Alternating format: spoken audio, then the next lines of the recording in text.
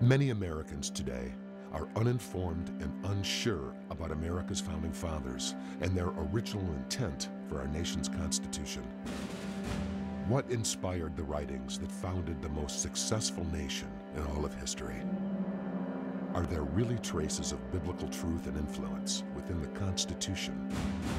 Or do we have, as many historians now claim, a godless Constitution? Is the United States, as many once believed, a Christian nation? What are the characteristics of such a nation? And is a Christian nation, as many historians now teach, an intolerant and cruel society? Discover the forgotten and astonishing story of our nation's foundation in the American Heritage series. For centuries, Americans were taught a truthful view of history that recognized the godly heroes and moral foundation our nation was founded upon. But in recent years, a new version of history has assaulted the moral and spiritual fiber of our nation, leaving the truth of our past eliminated and forgotten until today.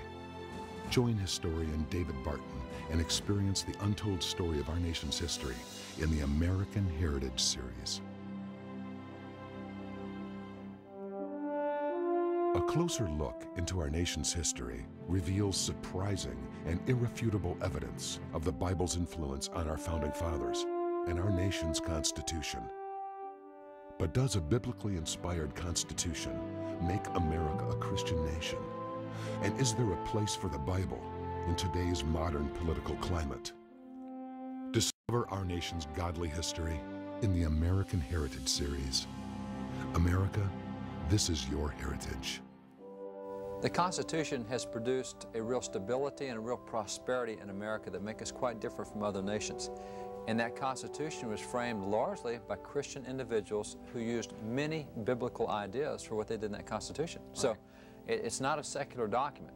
Now we hear that it is, and one of the interesting textbooks I find in use across the nation is this document right here. This little textbook is called The Godless Constitution.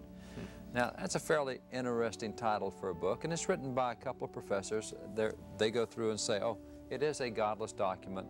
This nonsense about being religious people involved or religious ideas involved, it just doesn't happen. But is that a cross there I see on the front of that book? Well, it almost looks like it.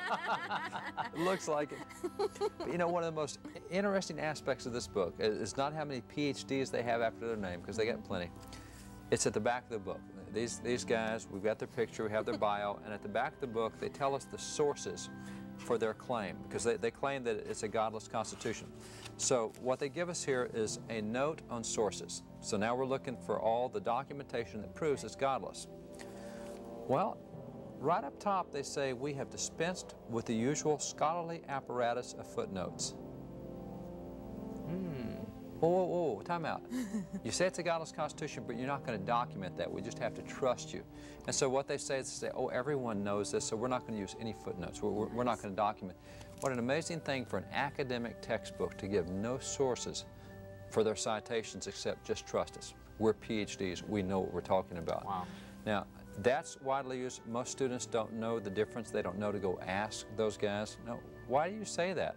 Why do you say it's godless? Why do you say the founding fathers are atheist, agnostic? Where's your proof? Oh, everybody knows it. That's a very poor excuse for saying that it's godless. On the other side, you got books like that one, Original Intent, that says exactly the opposite. 1,500 footnotes. 87% of the footnotes come from the founding fathers' own life while they were still alive. Wow.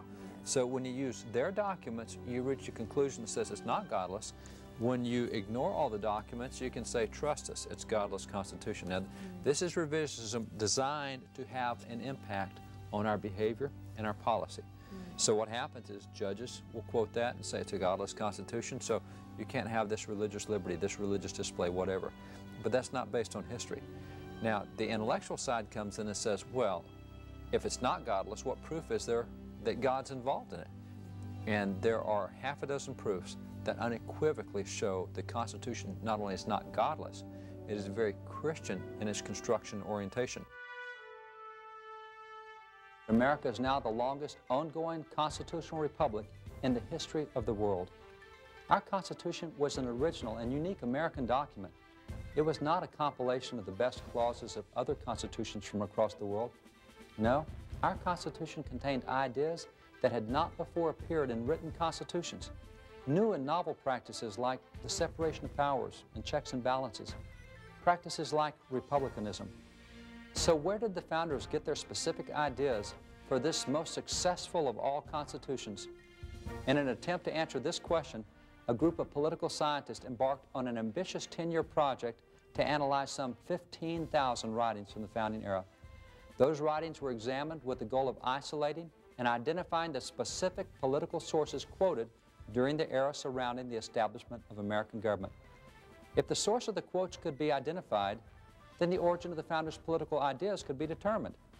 From the 15,000 writings selected, the researchers isolated some 3,154 quotations and documented the original sources of those quotes.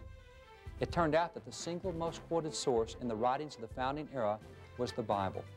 34% of the documented quotes were taken from the Bible, a percentage almost 4 times higher than the second most quoted source. In fact, signers of the Constitution George Washington and Alexander Hamilton confirmed that the separation of powers was based on the biblical principle found in Jeremiah 17:9, a verse that had been the subject of numerous sermons during the founding era. Many other Bible verses and principles also find embodiment in the Constitution. For example, compare the Article 1, Section 8 provision on uniform immigration laws with Leviticus 19:34. The Article 2, Section 1 provision that a president must be a natural-born citizen, compare that with Deuteronomy 17:15. Then the Article 3, Section 3 provision regarding witnesses and capital punishment, compare that with Deuteronomy 17:6. And the Article 3, Section 3 provision against attainder, compare that with Ezekiel 18:20. And notice that Isaiah 33:22 sets forth 3 branches of government.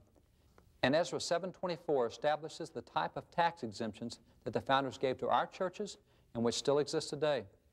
And the concept of republicanism set forth in Article 4, Section 4, that is, of electing our leaders at the local, county, state, and federal levels, has its origins in Exodus 18:21.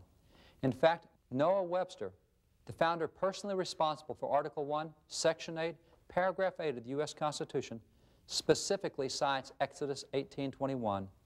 And John Jay and George Washington also attributed religious causes as the reason that America elected its own leaders.